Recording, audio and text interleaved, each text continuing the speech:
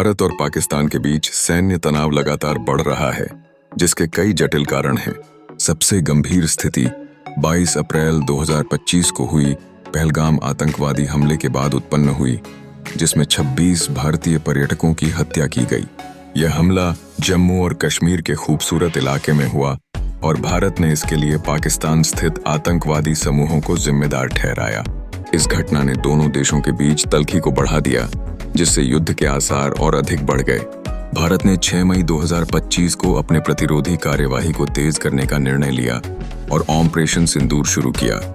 इस ऑपरेशन के तहत भारत ने पाकिस्तान और पाकिस्तान प्रशासित कश्मीर के 9 जगहों पर हवाई हमले किए, जो कि लश्कर-ए-तैयबा और जैश-ए-मोहम्मद जैसे आतंकवादी समूहों के खिलाफ थे। यह कदम न केवल एक सैन्य कार्रवाई थी, बल्कि यह एक सख्त संदेश भी था कि भारत अपनी सुरक्षा पर समझौता नहीं करेगा।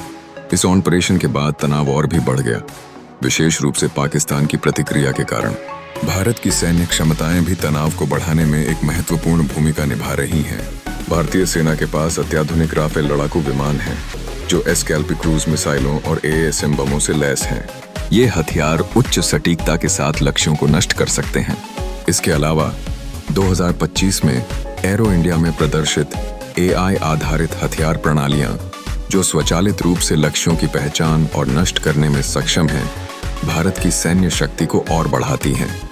इतना ही नहीं, 23 अप्रैल 2025 को भारत द्वारा इंडस जल संधि का निलंबन भी दो देशों के बीच बढ़ते तनाव का एक महत्वपूर्ण तत्व रहा।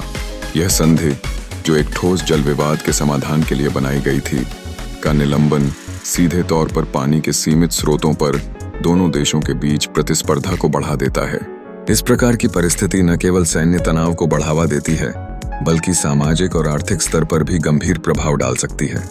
इन सभी घटनाओं और उनके परिणामों के बीच भारत और पाकिस्तान के बीच संघर्ष की संभावना निरंतर बनी हुई है।